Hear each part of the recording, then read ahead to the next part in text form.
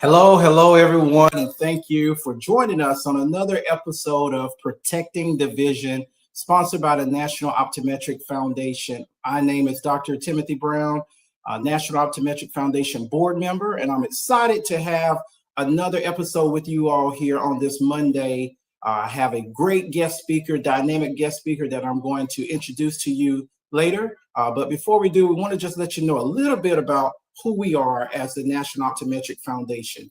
We're the supporting and financial arm of the National Optometric Association, and we support the association in various ways, joining them for community activities, doing eye exams each year as we travel around the US of A for the NOA conventions. We do free eye exams for underrepresented, underserved communities.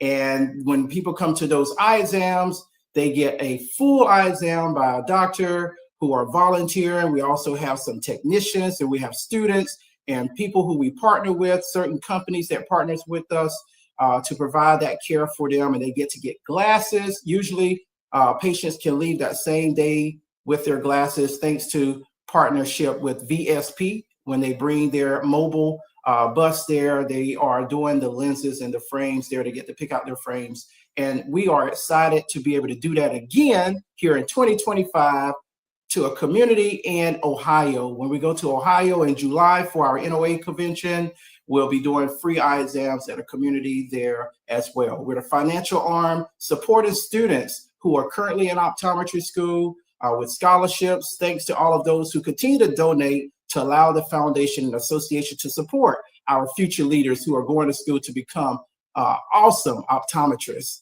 We want to ask you guys to continue to stay connected with us there because we want to continue to bring education to communities. We want to continue to bring education to churches, to our patients, and we want to make sure that we highlight the 3 silent killers of your vision, things that can happen to your vision. And you may not have symptoms and signs of those things happening, such as glaucoma, diabetic retinopathy, and also hypertensive retinopathy. So we're going to continue to provide education to the community, supporting the NOA and supporting our students in optometry school and some of those who are thinking about going to optometry school as well. Our website that you can go to learn more about us, see some of our board members, is the www.nationaloptometricfoundation.com. We also have a YouTube channel where you can see webinars that we've done in the past on our National Optometric Foundation YouTube channel. And if you would like to donate and give, we have a Cash App. You can give tonight, even if it's just $20. You can give to $Protecting the Vision, and you can donate to us. And we're also on Facebook as well. If you would like to connect with us on Facebook, National Optometric Foundation. We're so thankful for the support. We ask that you continue to support us so that we can continue to be a blessing to those in various communities. And now let's get started with our show for tonight. We have a dynamic speaker, and his name is Dr. Adam Ramsey. And I'm going to tell you a little bit about him, and if I leave some things off, because I was trying to decide what can I tell the people about this great doctor. And I was going to take this and not take this, and I just want to include it all. So you guys just bear with me. I'll try to read fast here. Dr. Adam Ramsey is a Florida board certified optometrist and owner of Social Light Vision in Palm Beach Gardens, Florida. Dr. Ramsey also operates 3 satellite locations in the South Florida. His private practice highlight cutting-edge technology, innovative eye care, and optical services. He was born in Trinidad and raised in South Florida. He gleaned his passion for social and civil camaraderie during his formative years, and his fondness for community-focused initiatives has made him a sought-after speaker and presenter for local and national health fairs and career symposiums. Professionally, Dr. Ramsey is also a national recognized speaker and advisory board member for Bausch & Lomb, Zeiss, and Alcon, along with numerous others. He graduated from the optometry school, Southern College of Optometry in Memphis, Tennessee in 2012. A year later, he opened Iconic Eyecare in Lake Park, Florida, which he rebranded as Social Light Vision in 2016. He also has a book, Play Chess, Not Checkers, The Practical Guide to Warm Start Your Dream Optometric Practice. And in this book, he highlights and give aspiration to optometrists, entrepreneurs, step-by-step guidelines for life lessons to endure and overcome the tests and trials of a new business ownership. In his multi-location practice, Dr. Ramsey specializes in myopia control, dry eye care, advanced contact lens fittings.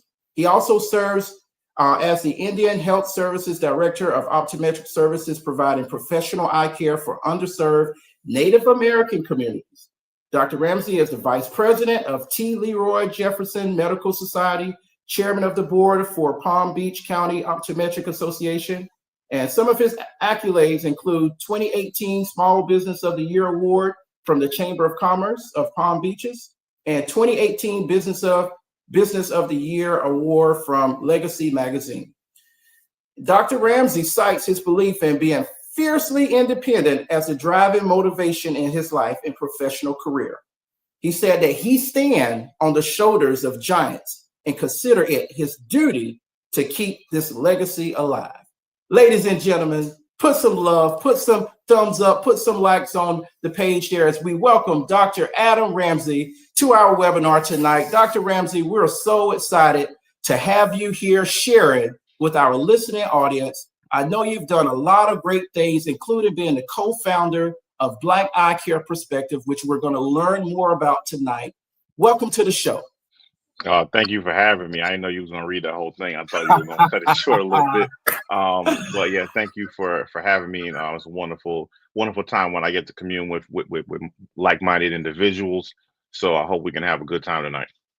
Absolutely, sir. We are excited to have you on here sharing about Black Eyecare Perspective, trying to pave the way, for shaping the next generation of eye care professionals there as well. I know you guys have been doing a lot of great work, and we're excited to hear about that work. A lot of people do not know, and it's with all of the work that you have been doing with Black Eyecare Perspective, some people still don't know about it, and we have people who are on tonight who may haven't heard about Black Eyecare Perspective, and I want them to know about it, and I want them to know about you as well there. So we'll go ahead and get started, and I want to just get some insights about you so that we can know about you being the co-founder of Black Eyecare Perspective, but also what was your inspiration to take your direction into the field of optometry? What inspired you to become an optometrist?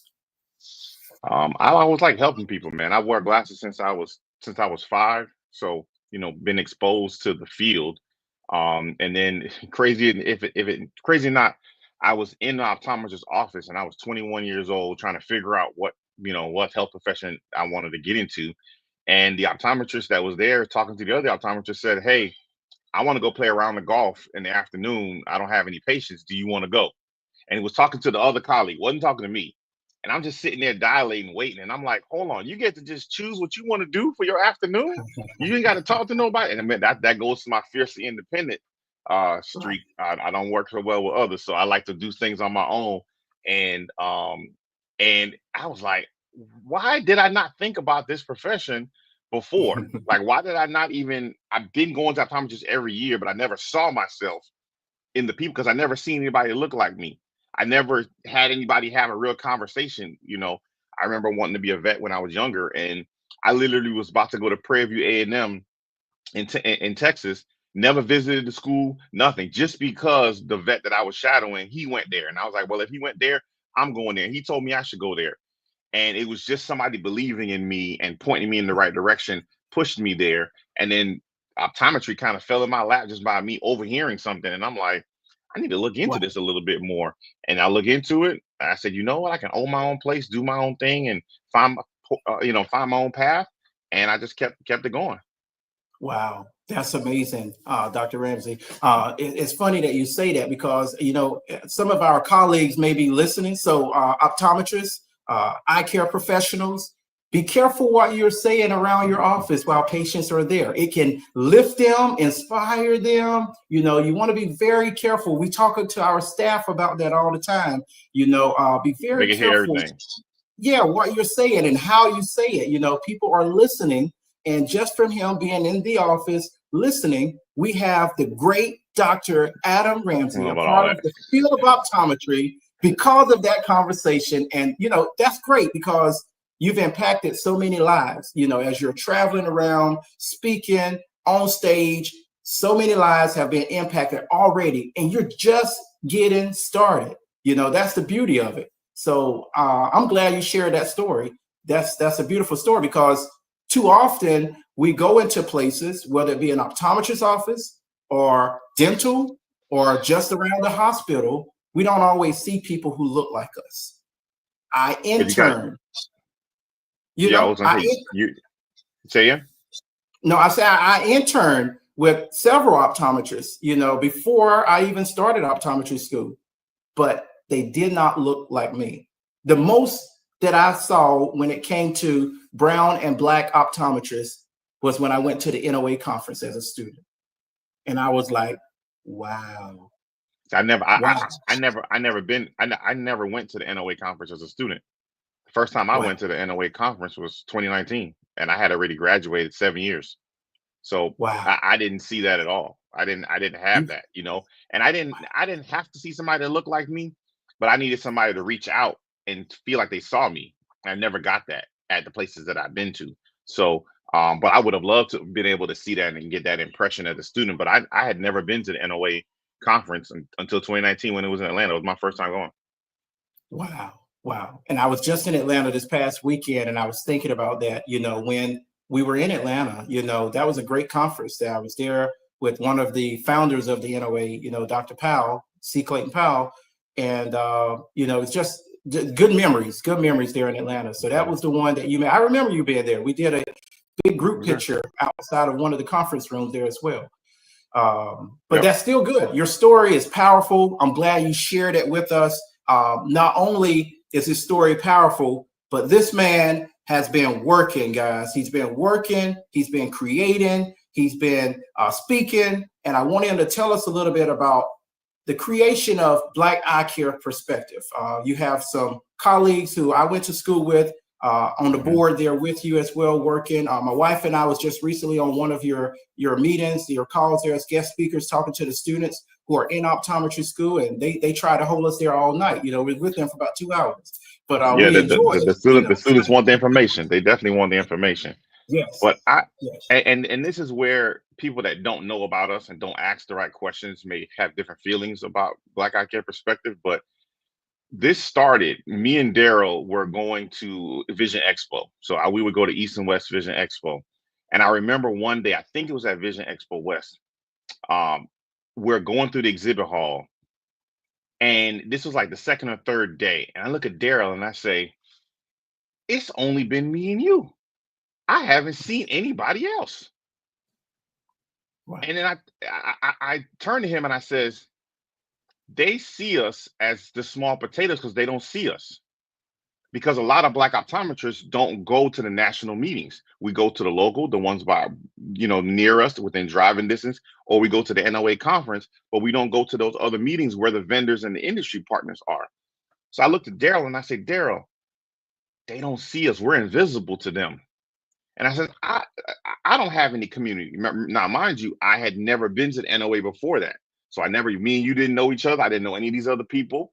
I didn't know anything. I'm in South Florida. I'm in Palm Beach. I was the first Black optometrist that Palm Beach ever had. This is in 2012, right? So I get to Palm Beach, there's nobody. I go to school, there was nobody. I don't have this big set of community. So I looked at Daryl and I said, you know what? We need to make our own community. We need to make some connection. So we just made a Facebook group and a WhatsApp group because some people didn't have Facebook. So me and Daryl put it together. We sat down, came up with the name, and we said, okay, we're going to invite some people to a Facebook group. We're going to invite some people to a WhatsApp group. It was about making connections initially as optometrists that had already graduated. That's what we started this as. Hey, let's build community. Let's help each other out.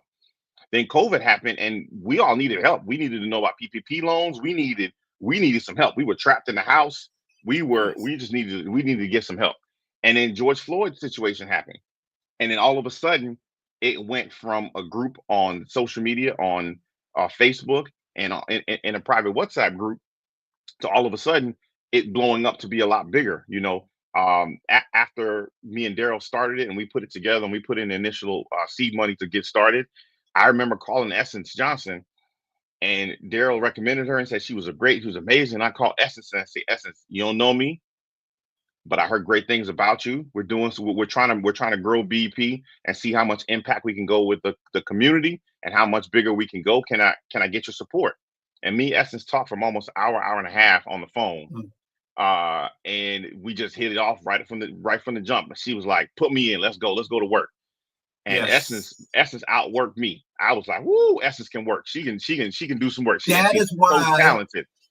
that is why I did so well leading our class for 4 years, because I had the best vice president supporting me. She was my vice president for 4 years, man. I'm telling you, incredible. And I would just come with me, and we would just be talking. It's not just we just be talking, spitballing ideas, like on group chats or different maybe we'd be on Zoom or anything like that.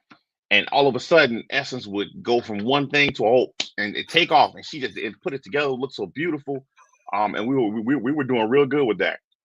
And then Essence called Kobe, and then I called Tiffany, and I was like, so it was, and it was like, hey, can y'all want to do some work? And we put it together, and then we just grew it from there. But then it turned into all of us had a mentee that was going to school, and it turned into I'm mentoring one student one-on-one. This student that's been coming to me, shadowing me, and then we're like, all right, let's help them get into school. And it just happened. All of us had a mentee at the same time that were applying to school at the same time. So it's happened. And then we're like, okay, we all helped them. We shared resources. We shared scholarships with one another. So we shared it with the students. So then all of a sudden we help them get into school. And then we help them get into school. And we're like, all right, good luck. Talk to me when you're done. And the students was like, no. You can't just leave me that quick. You've been mentoring me for 45 years now. You can't just, so then we said, okay, we'll help you once a quarter, here and there. And then all of a sudden we help them get into school. We meet with them once a quarter when they were in school. And then the next round were their friends that then called and said, hold on, but you helped them get into school. You ain't gonna do that for me. And we were like, okay, all right, we did that. And then Kobe has such a passion for the students. I mean, he has a heart that I didn't understand. He can remember all their names and what school they went to, and he can keep it straight. And he spends the time and he puts time aside to actually do it. And Kobe just took that student group and ran with it. And it was kind of like a spitball of one idea that started another way that spitball. So we started this in 2018. We got our 501c3 in 2019. And then now we have 200 students in our pre-optometry group. We got 100 in optometry school and 100 in undergrad. And we have all the way from like high school seniors all the way through undergrad. And it was kind of one of those things where we're like, okay, what are we going to do?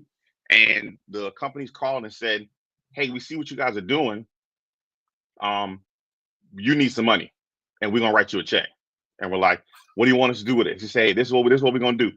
And the fiercely independent, I'm my only child. I don't like asking people for anything because I don't like people having favors. I'll never call and ask. I've never asked anybody for anything. Fiercely independent. Fiercely independent. I stopped asking my mama for money the day I turned 16 when I got a job, and I haven't asked her for $1 So it's been like that. And then they were like, nope, you need some money. And then one funder called 3 of the funders and said, I made them match our donation. Here you go. And they've been funding, and we've been giving out scholarships and giving all the students the supplies.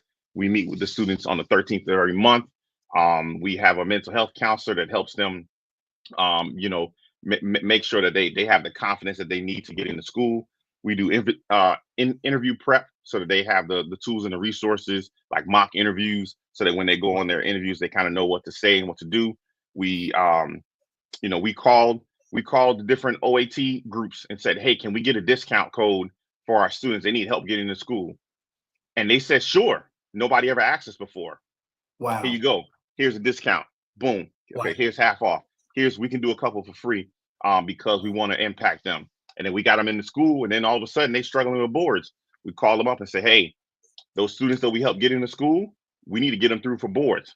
All right, here we're gonna help them with the board prep, and they got to do this. And then now we've helped quite a few students get through, pass, and this will be our first graduating class of students from our group that we started as our personal mentees. They're graduating now this May cycle. So we're pretty excited about that. Wow, man, that's incredible. I'm just sitting here in awe, like listening to the story. It's like you painted a picture that I could see. I had a visual of you guys there touching the students or talking to them or Zoom call with them, because 2020 was a year that changed industries Everything. all around the world. So no one was untouched, when COVID came through, but you guys were still there giving the energy and the time and the mentorship with those students to not only get them into school, but to see them through optometry school there, staying in touch with them, helping them with boards. Man, that's incredible work. I applaud you guys for being giants there behind the scene, on the stage, in the schools there for students who not only in optometry school, but those who are thinking about going to optometry school there as well. You mentioned you got some undergrads under your care as well. That's incredible. And I want to thank the companies that gave the financial support. People don't understand how much financial support can help someone who is doing good in the community do more. That financial support can help students with scholarships. So that's why we encourage you guys, and we thank you for giving donations, because you help people like Dr. Adam Ramsey already talked about. Black Eyecare Perspective, National Optometric Association, or the foundation. You help us continue to do good work in the community, changing lives, one person at a time. So thank you for sharing that true story right there for our listening audience to know about you guys and what you're doing as well. Are there other things that you want to include that Black Eyecare Perspective is doing, or maybe something that you maybe want to, well, you say you don't like to ask, but maybe there's something that someone can do to come alongside and support you all in what you're doing? I mean, we do quite a few events. We have our National Signing Day coming up, and this was one of our initiatives in which we thought about, when students go off to school and they tell them they putting on the hats for what school they're going to go to.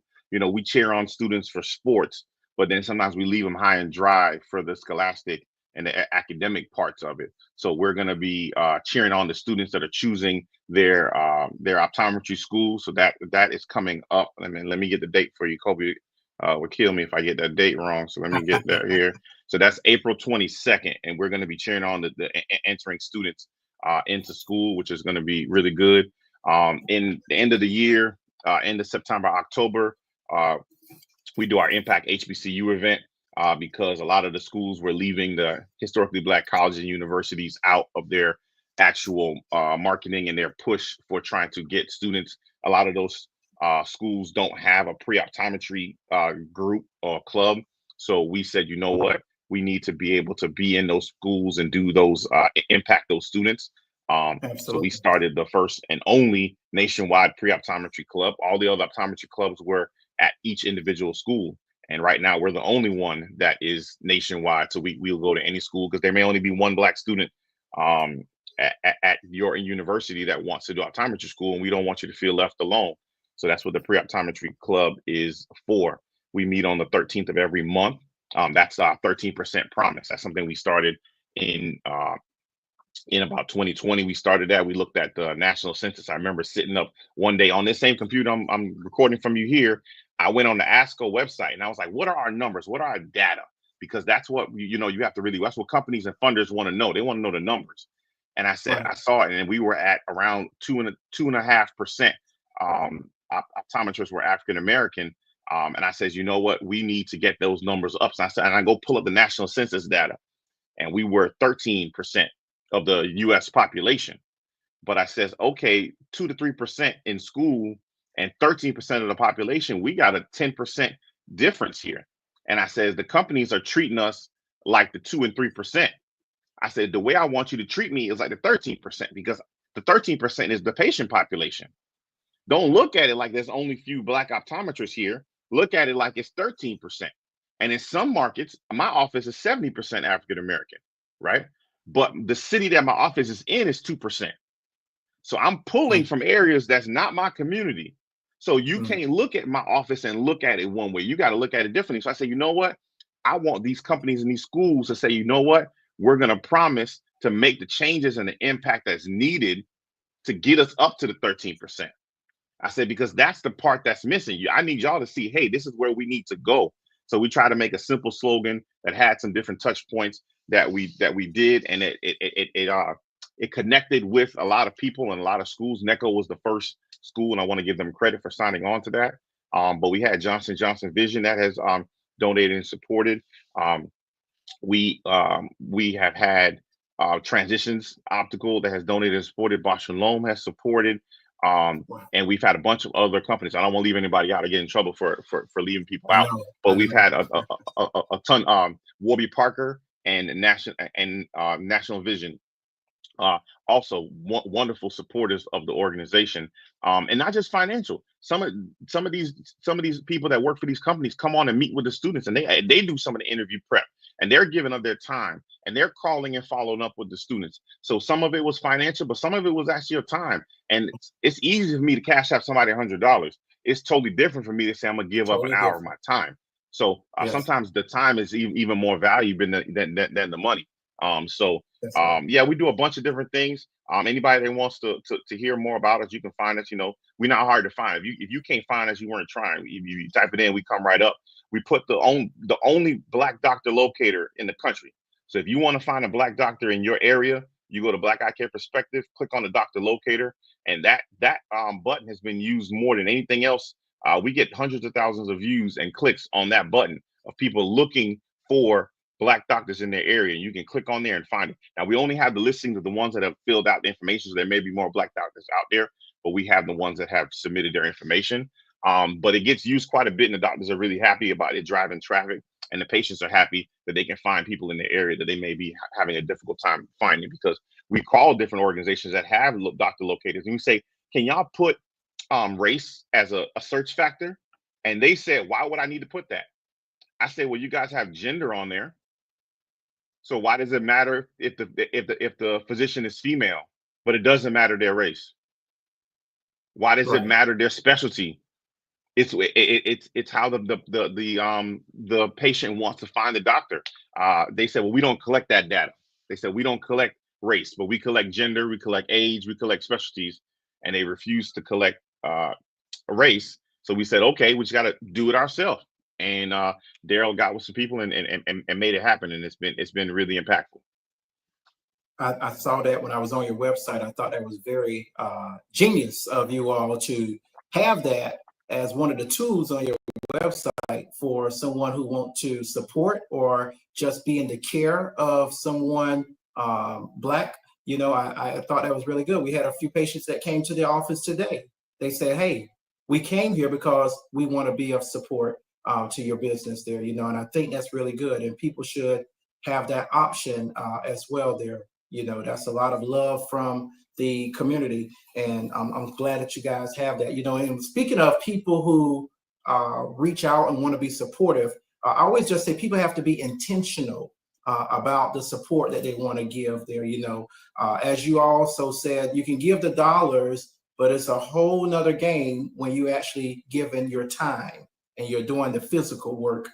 You're putting in the work there. That's why I applaud the doctors who also volunteer when we're doing free eye exams, whether it be with the NOA or it's just something we're doing in the community there. Our office do free eye exams around Thanksgiving time. That's the work that you put it in, giving back to the community. And I always encourage people, those of you who may be listening, always find a way, no matter which profession you are in, what you're doing, find a way to reach back and lift someone else while you're climbing.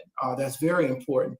It's very rewarding. I continue to do that in my industry outside of optometry, and also while we are in optometry, volunteering, giving your time and service to those who are coming behind you or who are in need, serving communities that's underrepresented and underserved there as well. And sometimes there are barriers, Dr. Adam Ramsey. There are barriers that sometimes hinder us from being able to do some of the things that we want to do, or maybe acquiring some of the things that we want to acquire. What barriers do you think are out there stopping Black students from getting into optometry school, from you're traveling around, talking to different students there, and is there a way that we can improve that as well? It's a lack of exposure. I think if Black students are giving are able to get exposed to optometry, they choose optometry when they get the option to. When they get exposure to optometry, they are allowed to find out about how wonderful this profession is. That's what we worked on, and that's what we continue to do, is to get the students to get exposure to optometry, let them to even know about the profession. So a lot of times, their undergrad institutions do not have optometry as one of the tracks, do not have pre-optometry resources. So we try to give OAT prep books and leave them in the libraries of the schools that we go to. We try to make sure that they even know about it. So we talk to the counselors and make sure that the counselors know this is an option for their students. A lot of times the counselors are pushing them towards med school or nursing school or dental school, but they leave off a lot of the other options. So I think exposure to the profession is the one thing. Patients, your student can learn about it and get exposed to it, but they wanna feel in touch. They want to see that it's real. And I think definitely getting more exposure to the profession is the hurdle that we continue to work on, that we continue to work with the students on getting them to see us. Getting out to the schools is very difficult for us to fly out to all these different schools. So we do as much virtually as we can, and a lot of times the students will find another student and refer them in as well, which makes it a little bit easier. But yeah, getting the students exposure. And I know you've shared how student professionals have benefited from the programs and the mentorship that you guys have so graciously provided through Black Eye Care Perspective. And I again applaud you for that. If there's anything additional, as far as programs that you guys that you can mention that as well. But how can the optometry schools, how can the industry at large help be intentional? I spoke about that earlier. How can they be intentional in recruiting and retaining Black students, for optometry school? Well, diversity is one thing, but you got equity and inclusion, which is another, right? Diversity is just having more Black people and more Black students into the profession. But the equity and inclusion is how they feel when they're at the school, and how do they feel after they graduate, and how do they go out and tell the world about their profession. So I think optometry schools are trying to uh, become more diverse, but I think they are stopping at diversity and not worrying about the equity and inclusion. And I think You're right. it's really difficult for somebody not to understand it, for somebody not to look at feel like somebody's taking a seat from somebody else. I think there's a lot of deserving students out there that need a chance. If I went through school, but I worked 40 hours a week, my 3.3 GPA is totally different than somebody who had a tutor the whole time and also had a 3.3 GPA. Because if you give that student that worked full time and went to school and had that opportunity, and you give them the Right. opportunity not to have to work and only have to focus on school, that GPA will be a lot better and it would not be equal. So a lot of times people are assuming that these things are equal and their circumstances are totally different. Um, you know, students live up to the expectation that we set for them. If we have low expectations for that student, they will meet them.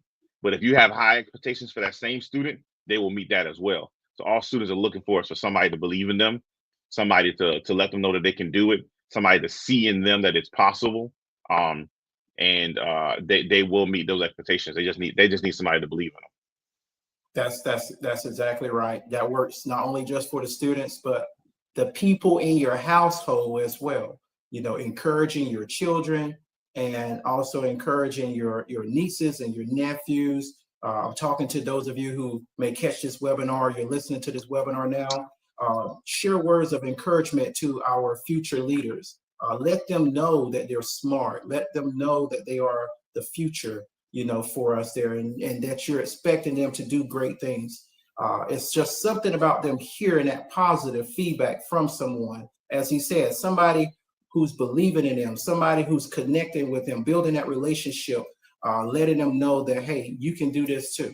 There are no limitations. So don't create that limitation in your mind. It's important to keep a mindset about growth and a mindset that's positive, and making sure that people keep a positive perspective on their future as well there too. So again, I think that's where your mentorship that the Black Eyecare Perspective provide comes in handy. That's very important there as well. And you guys have been working at and doing well, and you've been networking. And I think that helped increase the representation in the eye care field, for Black students there, and I think the mentorship that you provide helps students feel connected to someone. And that connection is better than the connection that they may have in their entire city or their state. They may not have anybody that is there to push them and encourage them. And because you guys have come along the side of them and help them while they're thinking about going to optometry school, preparing to go to optometry school, while they're in optometry school, I think that's great. So thank you again for leading the way and helping our future leaders build that connection and that relationship with you all there too. Do you see or want to share anything with our listening audience about the role of mentorship, coming beside people and networking with them, and how that play a role into their success? I think the stigma and the view on mentorship can sometimes be a little skewed. Um, you know, yes, mentorship is, sitting down and meeting with these students, but sometimes it's becoming a friend and becoming a colleague and coming and letting them see that you can be at the same level. I mean, we can sit at the same table together. Sometimes mentorship is as simple as going to lunch with them or having them shadow you in your office. Or sometimes Yes. I'll do a Zoom meeting if I can't connect with them or they're too far away, where they can just come and ask questions and then they see us as a regular person. Because even when I go to schools and I talk to the students, and I go to high schools and middle schools, and I tell them I was in your same shoes, I was at the same school, I used to get suspended all the time. And they look at me like, oh no, it couldn't be you, Dr. Ramsey. And I says, nah, I wasn't always Dr. Ramsey. I was Adam for a long, long time. Yes. And now when they can see you as a real human being, I think mentorship can have a different view, and now they see it as, okay, I am a person. I'm just like you, and you can be in my shoes one day. And I tell them, hey, when I pull you up, your job is to go back and pull the next one up. Yes, yes, you're so right.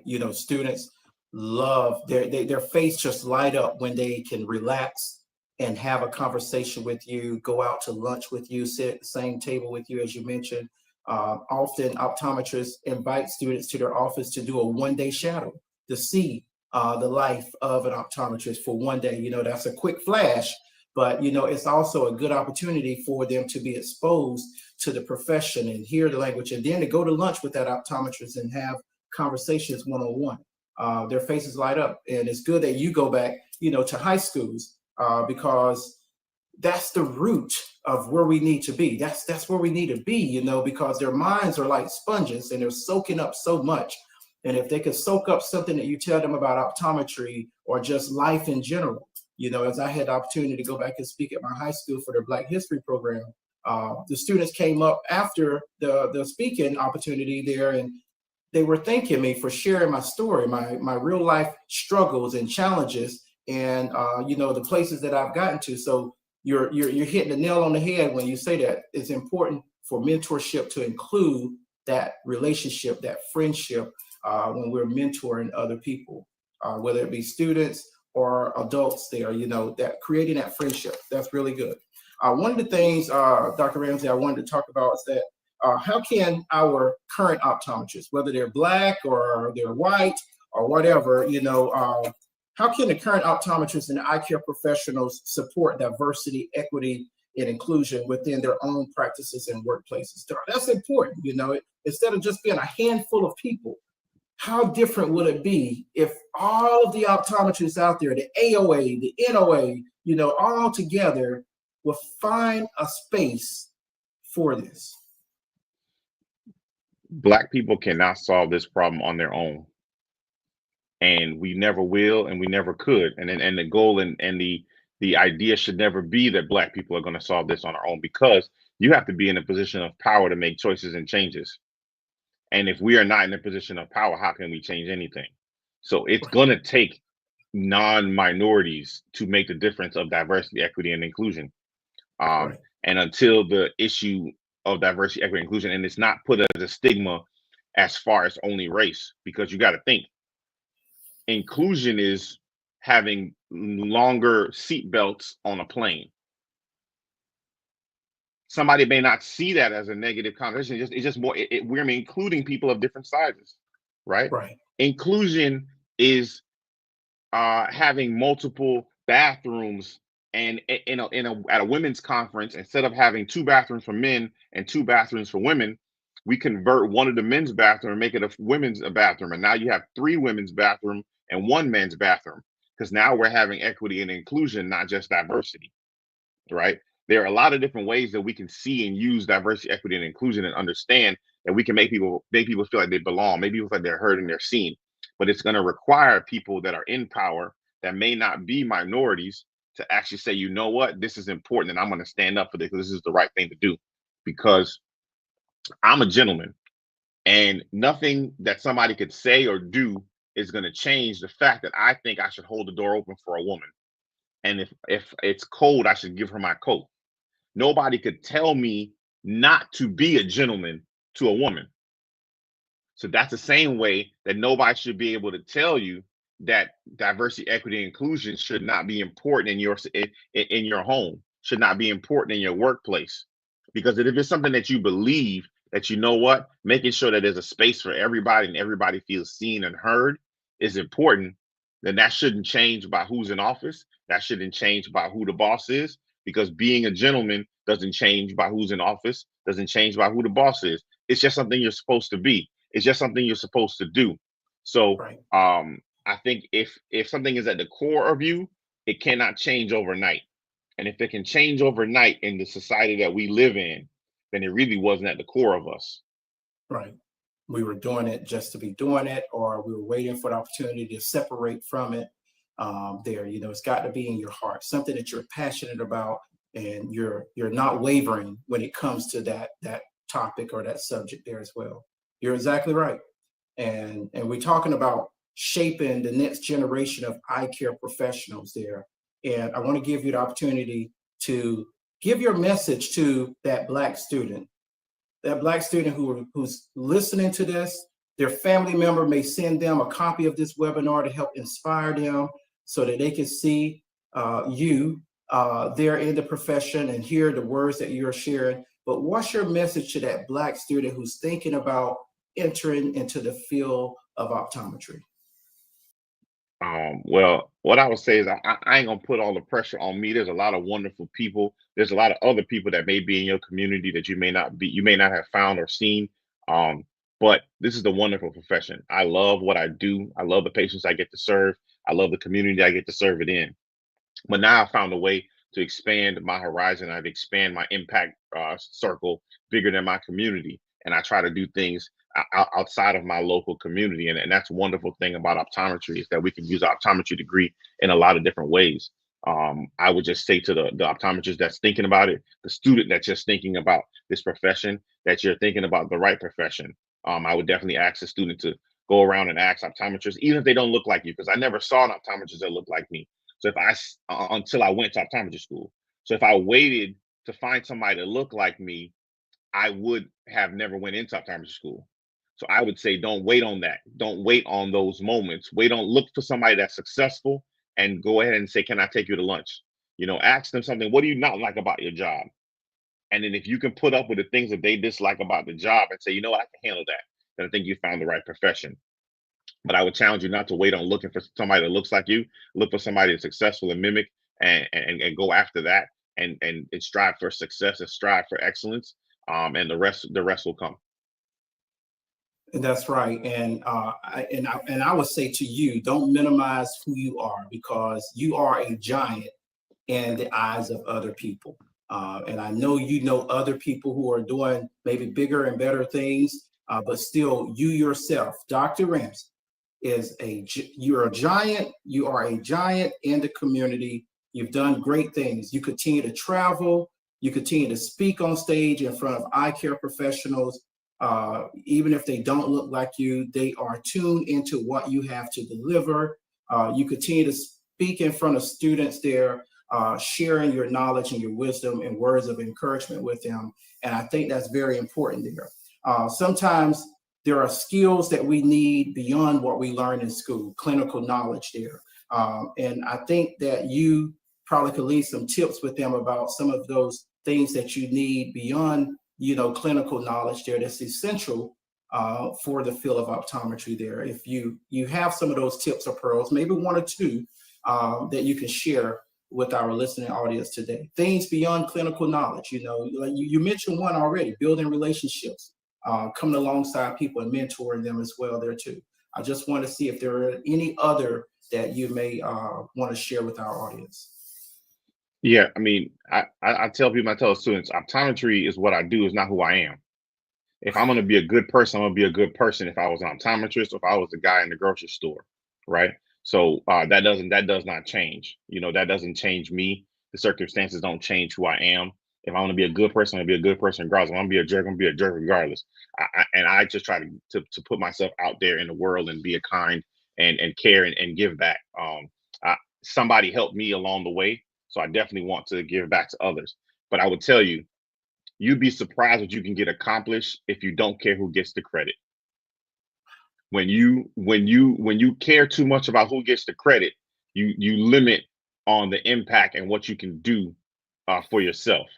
And that's why when we started this organization and we started different things, it wasn't about who was getting the credit. It was about, we cared about the students, and we cared about the doctors that were here. And we said, they need some help, and then we need to reach out. We need to reach back to them.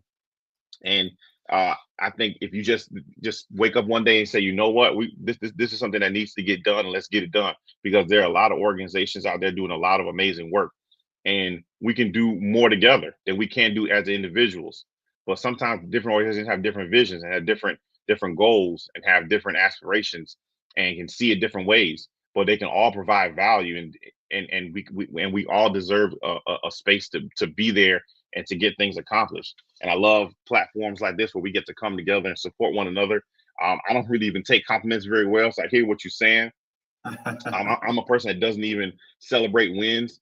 I literally go from one thing to the next and just keep going. I'm turning 40 this year, and if you follow me on Instagram or Facebook, you see I'm having a whole mental thing about turning 40 and where you expect to be in your life and what you expect to get out. It's hitting me all at once. And yes. By the end of this year, I want to actually sit back and look back and see the things that have been accomplished. But I'm not the person to dwell on that for too long.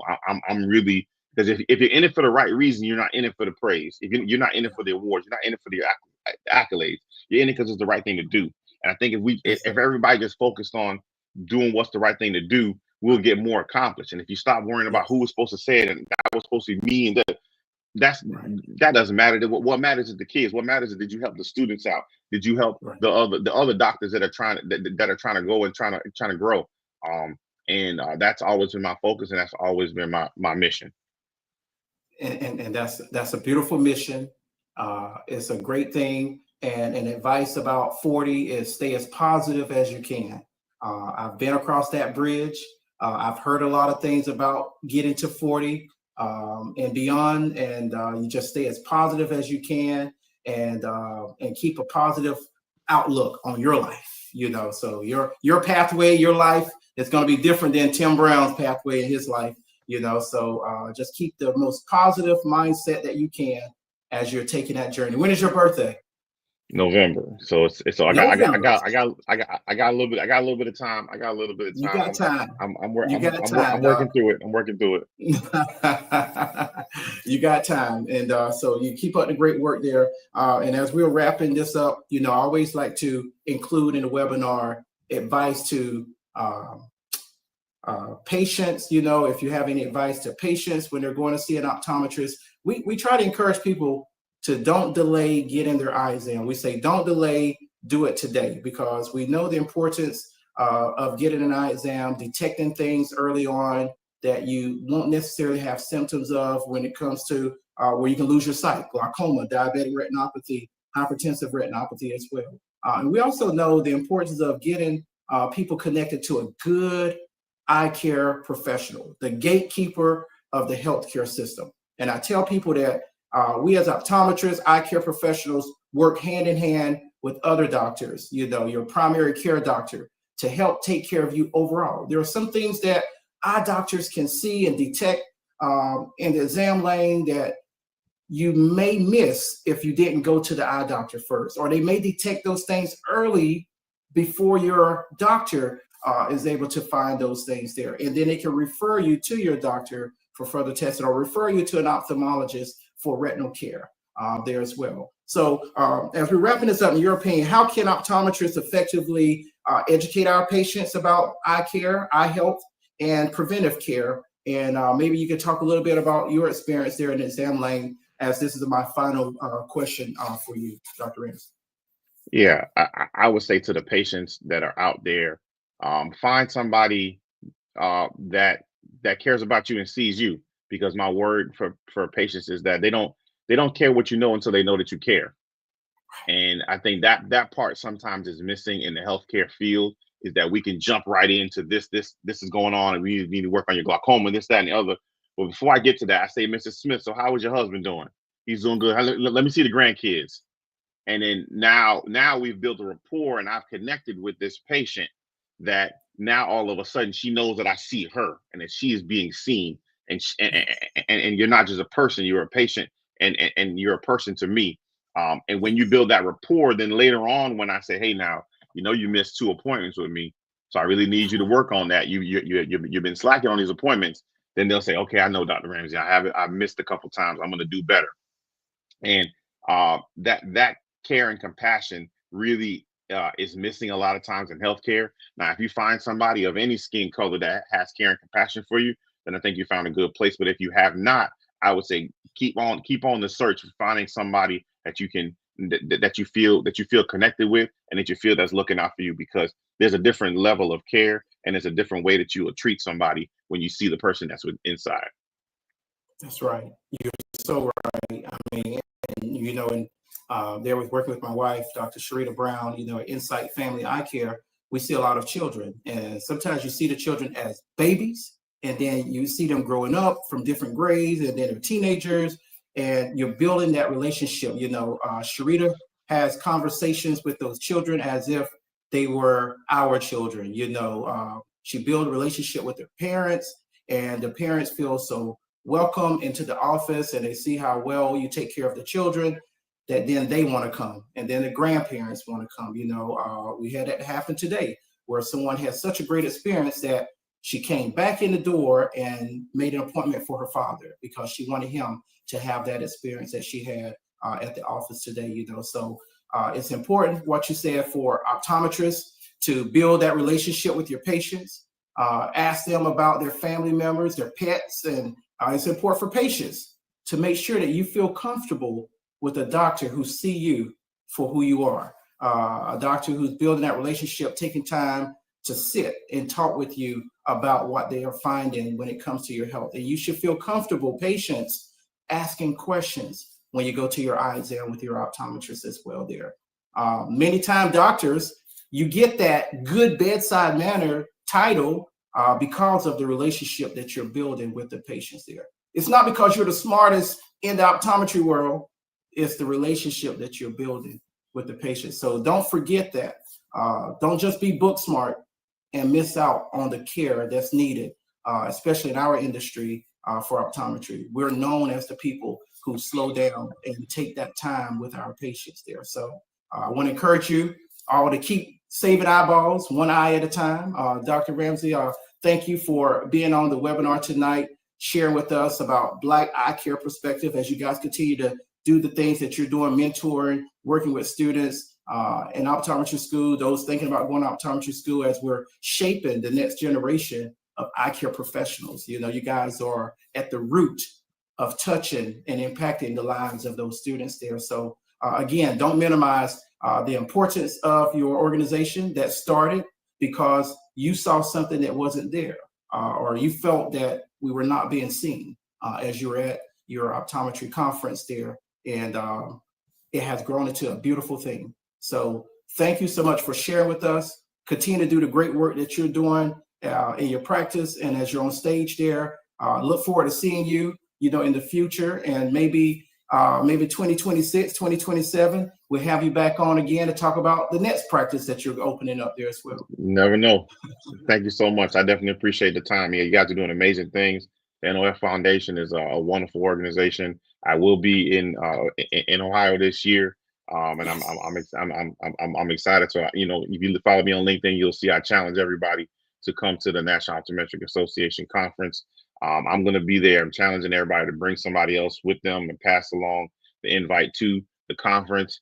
Tell somebody else. Don't assume people know about it. The same way I didn't know about it, and I did not have those connections. I would say if you know somebody that you think, go ahead and pass that invite along so that they can come. Maybe sponsor them, pay for one of their nights, whatever it takes to get them there. Yes. But get people in the building, because the community that you feel being around like-minded individuals is amazing. So thank you for having me on here. You're doing an amazing job. This platform is amazing, giving opportunity to people to be seen and doing it. You did an excellent job. So thank you so much. Thank you. Thank you, sir. And before you leave me, I just want you to know that Dr. Mark Orso, our incoming president for the NOA soon, says great information, fantastic work, Black Eyecare Perspective. Dr. Ramsey, you are a true visionary. So I just wanted to read that comment out to you there to keep you encouraged and let you know that, hey, people see you. We see you. We see what you're doing. And we appreciate you for being that staple in the communities. Appreciate that. Thank you. Thanks, Mark. We'll talk soon. Appreciate it, man.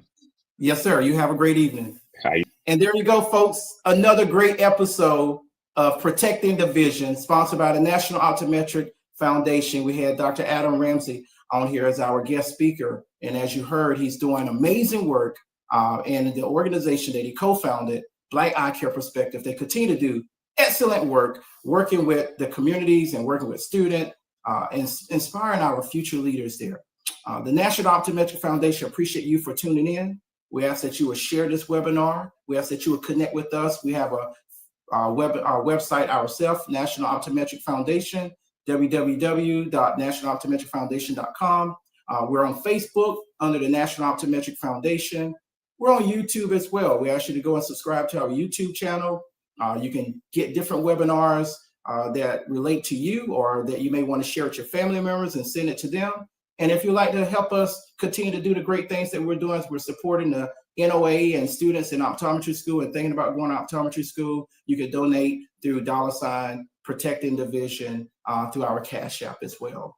We really do appreciate you guys for all of your work. We want to thank all of our sponsors and our donors out there who have been so generous and given to our association and to the foundation. I look forward to doing another webinar with you with a fantastic guest speaker in the month of April, the third Monday in the month of April. We look forward to coming back with you again. Thank you again so much. Those who are optometrists, we're looking forward to seeing you in the Ohio State, July of 2025. Meet us there, beat us there, and let's continue to change the world one eyeball at a time. Have a great evening, everyone. My name is Dr. Timothy Brown, signing off as board member for the National Optometric Foundation webinar, Protecting the Vision.